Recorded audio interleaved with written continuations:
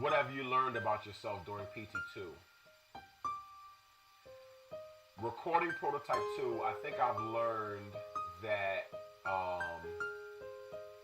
music really is medicine.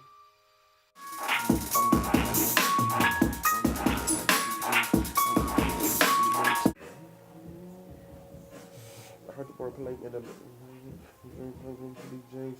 I don't even care what this soulful like to be I'm trying to save the soul. Let's connect faith and walk it out. We can't be stopped. We won't be no.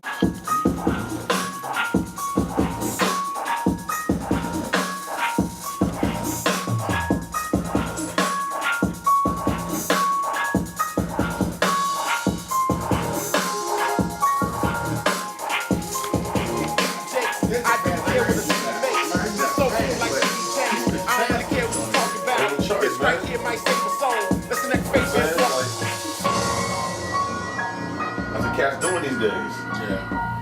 I got shown that, you know what I'm saying? I ain't know this. The recording process between me and Prose is, I think, what really makes the album. Prior to the first Prototype album, I would just collect beats, and I would come up with concepts, and you know, it's really just me in a box, really. Maybe the producer I was working with may have a concept, but really, it's just really me coming up with all the ideas. And but the recording process with me and Prose is I think it's special. I think that's why Prototype 1 came out so good. I think that's why Prototype 2 will do so well. In the studio, we vibe off each other. If you were sitting in the studio and you were watching us record, you know, it would just look like an engineer recording an artist, but there's a sometimes there's an unspoken communication between me and Prose. The biggest challenge for this album was distance. I hated it. The first Prototype, I lived in Virginia, so the process was a little more convenient, if you will. We didn't live too far away from each other. You know, we were able to see each other a lot. I was able to vibe. I was able to have ideas.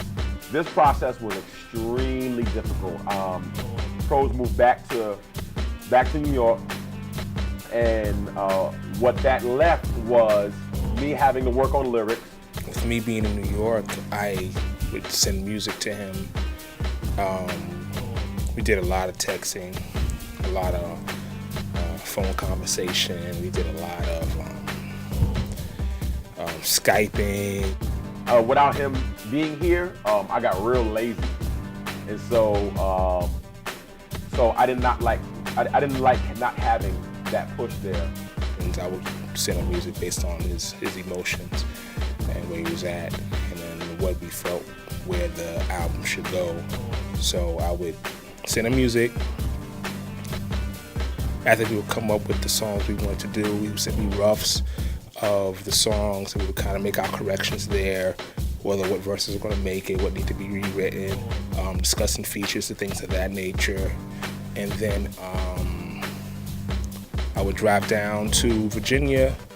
You know, at that time we had to knock it out. I mean, we didn't have the luxury of going back and redoing a lot of different things, and so the time that we spent in the studio, the time that I had to spend preparing to be in the studio was very, very important. Making sure that the lyrics that I was going to write for this project were the ones that were going to make the album. So a lot of preparation, a lot of phone conversation, a lot of texting. Prose really hit me up a lot just to see where I was at, so he can kind of direct where the production was going to go, see where my emotion was at, where my feeling was at. And this album, that was important because this album is very personal. I say a lot of personal things, a lot of things that's happened over the last couple of years within my family, things that haven't been pretty but I think need to be said. And so that was very important for me to honestly portray those things in my lyrics, to have that communication with Prose so that he can shape and craft the music around the emotion that the album needed. Yeah. garbage, better bet down. My God's enormous. The truth saves us from the flame of saunas. Trying to catch fish and slay piranhas who act ignorant and display the drama. Know your place like the maid of honor. In this image, so I'm made of honor. The heard the wordplay and it made of honor. This the real me, not fake persona. I'ma move forward, won't hit the brakes. I'm not a hip hop TD Jakes. I do care what the CD makes. This soul food like PBJ. I don't really care what you're talking about. This right here might save a soul. Let's connect faith and walk it out. I love, Kanye West is crazy. I love his production, and I think Kanye is one of those guys that he makes music that's so emotional. Not like you don't have to think about it. You know what I'm saying? And